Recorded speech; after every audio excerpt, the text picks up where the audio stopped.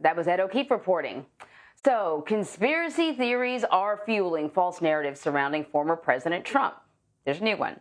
Some of his supporters believe he'll actually be reinstated today, while others believe he never left the White House and that he's been in office the entire time. That is despite President Biden winning the 2020 election and, of course, being sworn in earlier this year.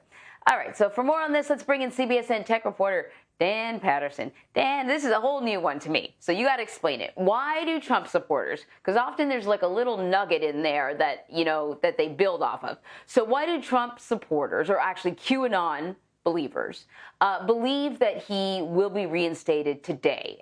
Is there something significant about the state? Hi, Anne-Marie. So this is really a repackaging of an old conspiracy that we've seen since at least Trump left office, but really prior as well.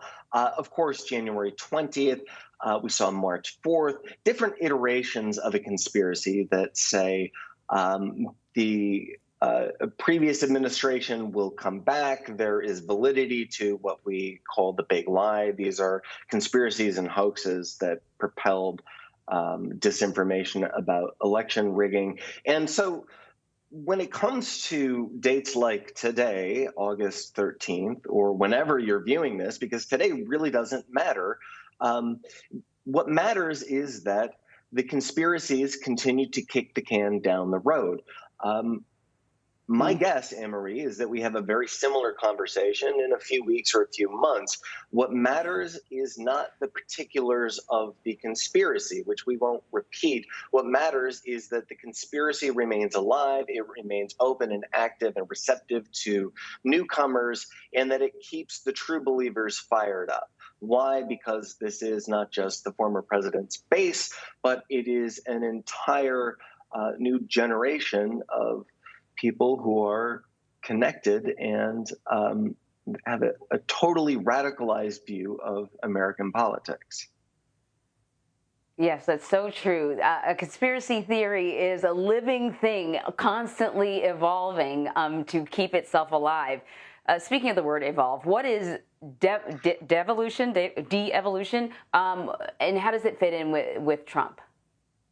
Yeah, so this new conspiracy, devolution, is not a word that the conspiracy theorists themselves use. A number of researchers, including Mike Rothschild, who just wrote a great book about QAnon and other conspiracies, used to kind of describe this kind of umbrella conspiracy of all conspiracies. Look, QAnon is just one hardcore set of conspiracy believers, but it has evolved and metastasized since the inauguration.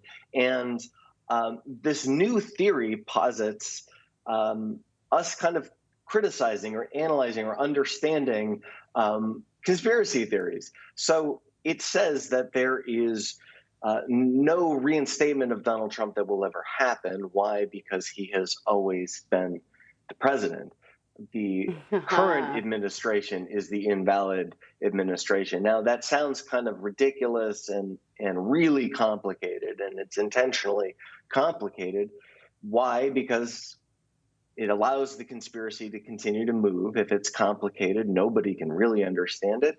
And it's dangerous because it undermines the current actually valid administration. It perpetuates the big lie. So my next question was going to be about how that fits into QAnon, but it just occurred to me that it's just so vast. I mean, we just read this awful story about this father who killed his two children because QAnon enlightened him, and that had to do with like reptile people. It is so vast. I don't even know what to call a QAnon conspiracy theory anymore. I have no idea what box it fits into. It used to fit into politics, but it seems far beyond that.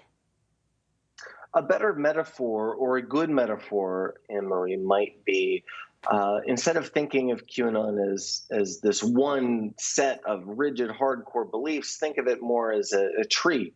And every year that tree drops seeds that spread more trees. And as those trees grow, they drop more seeds. And they might look a little different, than the first tree, but they're pretty similar. And they evolve and grow, and eventually they create a forest.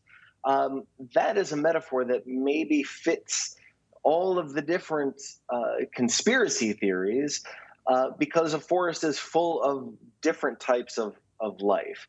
Um, these conspiracies, what we really need to focus on, or what we should always focus on, are the underlying goals and how particular tactics help conspiracies achieve those goals. And in this case, political conspiracies have one goal, and that's to undermine liberal democracy. Listen, before we let you go, I got to ask you about the census. Census came out. There are all kinds of headlines that could have sort of popped out of it, but the one that I seem to have heard many, many times, including what we reported on, was that the white population is declining. And every time I hear it, and I admit we just talked about it, I think, oh man, what are they saying online in sort of the dark corners of the internet? They must be jumping all over this. Have you seen any chatter from some of these more extremist groups? Yeah, in the dark corners of the internet, they continually say really toxic things. What we need to remember is when it comes to QAnon and other contemporary political conspiracy theories, is that white supremacy and anti-Semitism are inherent components of those conspiracies. Although these groups do a great job of obfuscation, they try to, in many different ways, say that they're not racist and anti-Semitic. They certainly are. Those you can find tropes that go back generations that are tied to the language and tactics that QAnon and other political conspiracies use. White supremacy and anti-Semitism is inherent to conspiracy theories right now. Right. Dan, once again, thank